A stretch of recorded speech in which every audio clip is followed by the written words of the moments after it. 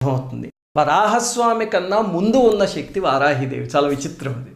ఏమిటండి ఇంతకీ ఆ కథ అంటే, హిరణ్యాక్షుడు వారాహిదేవి కోసం తపస్సు చేస్తాడు. చేసినప్పుడు అమ్మవారు ప్రత్యక్షమయ్యి ఏం కావాలి నాయన అని అడిగితే, అమేయ పరాక్రమము అమరత్వము ఈ రెండు కావాలి అని అడిగాడు. అడిగితే అమ్మవారు నవ్వి, అమేయ పరాక్రమాన్ని నీకు ఇస్తున్నాను, మృత్యువు లేకుండా మాత్రం అమరత్వం కుదరదు, పుట్టిన ప్రతి జీవి చనిపోవాల్సిందే అని చెప్పారు. అప్పుడు వాడు ఆలోచించి కొంచెం తెలివితేటలు ఉపయోగించి ఏం చేశాడంటే, సరేనమ్మా అయితే ఇంకో వరం కోరుకుంటా, నువ్వు తప్ప నన్నెవరూ చంపకూడదు అంటే తథాస్తు అన్నారు. వెంటనే నేను నీ భక్తుణ్ణి కాబట్టి నువ్వు కూడా నన్ను చంపకూడదు అన్నాడు. అంటే అమ్మవారు సరే తథాస్తు అన్నారు. దాంతో తెగ సంబరపడిపోయాడు. ఏదో భగవంతుణ్ణి బుల్డి కొట్టించాను అనుకునే మూఢత్వం అన్నమాట అది. ఇప్పుడు చూడండి, వాడు అడిగినవి, నువ్వు తప్ప నన్ను ఎవరు చంపకూడదు, నువ్వు కూడా చంపకూడదు అంటే ఇంకెవరు చంపుతారు అని దాంతో ఇంకా విర్రవీగిపోయాడు. అప్పుడు అమ్మవారు